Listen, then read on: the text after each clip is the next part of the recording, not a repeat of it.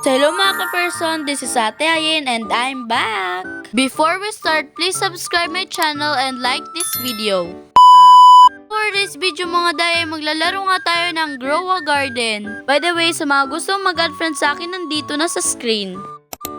Disclaimer guys, I'm not a pro, beginner pa lang ako. As you can see nga dyan, maliit pa nga yung mga plants ko. Hindi pa nga ako nakapag-update dito sa Roblox, kaya naman maliit pa nga yung mga plants ko. So dahil nga ngayon na nag-update na ako, paparamihin ko na ulit yung mga plants ko. By the way nga, don't mind my avatar. Hindi ko nga alam kung bakit na ganyan yung body ko. Hindi ko alam kung ano nangyari sa torso ko.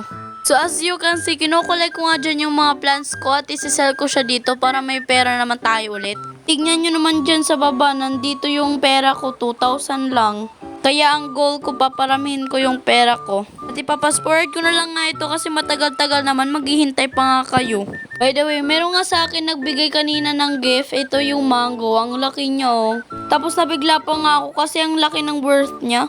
So yun nga, i-repeat lang natin at pupunta nga ulit ako sa garden para manguha ng mga plants. Kasunod nga nito ay ibebenta ko nga ulit. Kasi nga gusto ko nga bumili kahit basic sprinkler lang, kaso nga niyan maliit pa yung pera ko. At pati na rin seeds kasi yun yung pinaka-need natin. Panay benta talaga ako dyan kahit yung kamay ko masakit na. So ayun na nga, parang okay na yung 9,000 natin ay bibili na nga ako ng seeds. Marami rin yung bumibili oh. Pinakamasakit nga dito pag bibili ka ng seeds ay wala ngang stock, maliit lang.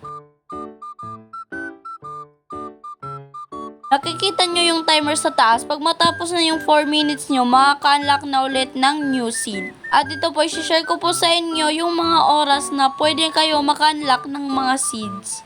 At screenshot nyo na lang nga to para nga makaabot pa kayo sa mga dadating na mga seeds. At i-share nyo na lang rin sa mga friends nyo.